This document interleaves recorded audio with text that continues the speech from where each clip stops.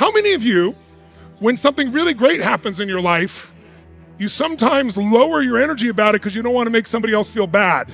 How many sometimes do this? You know what it does? It teaches your brain it's not good to feel too happy all the time. And that's the wrong thing to train. When you get in a place where you've lost some of that energy, what you need to do is part of what you guys teach, which is the celebrate part. Very few people celebrate, but most people wait till an unbelievable thing happens to celebrate. If you wait till that happens, you're not going to be happy. Most people don't need a reason to feel like crap. You say to somebody, how you doing? They go, feel like crap. How come? Woke up. They don't need a reason. How many of you have plenty of things in your life today that if you focused on them, you could feel so grateful, so excited about your life? Then here's what you want to do. You don't want to wait to achieve your goal and then celebrate. You want to celebrate so much, there's so much energy, and your goals just happen.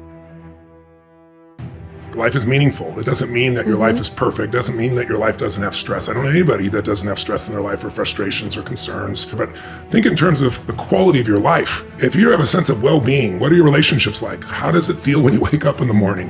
When challenges happen, how do you roll or flow? It doesn't mean you don't get stuck, but you don't stay there. And to me, it's a state of readiness. It's emotional fitness as opposed to, emotional intelligence. Emotional intelligence is really valuable. Intelligence is a resource, but a state of fitness is different. That's why I use emotional fitness when I describe it, is because when you're emotionally fit, you're ready. It's like my muscles are ready. Something happens, I can make it happen. And I think, mental well-being is a state of being where you're able to enjoy your life, you're able to find meaning in your life, and you're able to learn from the challenges, and nothing really, smashes you. If it does, you pick yourself up very quickly. And it's just like being fit. The more mental well-being, the greater the balance of that in your life, the better you can roll. There have been people that have been through the most horrific experiences in life, and they found a way to still be happy because they've made the decision that life is too short to suffer. And the way I get out of suffering, I give myself a 90-second rule. If I feel myself starting to feel that stress, feeling that pissed offness or upsetness or concern or worry about my kid, whatever, I realize that's not going to make it better. Life's too short to suffer. And then I just kind of breathe slowly, slow everything down, and I just watch the thought go by and go, look at that crazy thought. It's the thoughts that are stressful that you believe that mess you up.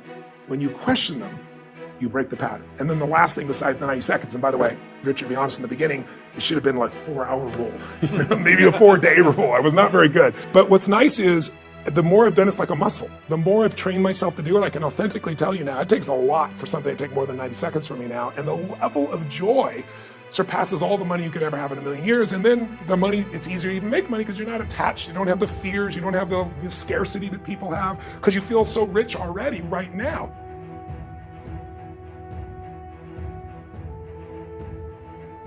What controls the quality of your life? What controls the quality of your life? Is it money? Can you have a lot of money and still have a horrible life? Yes or no? Yes or no? Is it relationships? Can you have someone who totally loves you and still be miserable? Yes or no? So there's only 2 things that control the quality of your life. Please jot them down. For the rest of your life, you want to remember. The quality of my life is controlled by 2 things, meaning and emotion. Meaning and emotion. The meaning you give to things controls the emotion that you feel. People come up with different meanings, and that produces different emotions, and those emotions make you make different decisions. When you're angry, you're going to decide differently than when you're playful or grateful or excited. So the secret to life is controlling meaning and emotion. Don't ever again, from this day forward, when you're learning something that's valuable, when you're making a decision of something you're going to do, when you set a goal, in that moment, you got to do something that commits you to follow through later on. Because if you act on it while you're in state and you commit to something and you do something that commits you later on, you'll keep the momentum. Momentum comes from massive action. And by the way, if you try something and it doesn't work, what should you do? Try something else. That doesn't work. Try something else. Just keep taking massive action, because if you keep changing, you'll find the way. Now you can speed this up by modeling people that already have results. Remember, success leaves clues. So if I see somebody who's lost 45 pounds and kept it off for 10 years, they're doing something different. Maybe I ought to see what those actions are and model those, copy some of those, right? If I see somebody's got a great relationship and they're not just hanging out, they're in love and they're passionate 20 years later, they're doing something different. So that can give you a kind of a pathway to power of where the action can go.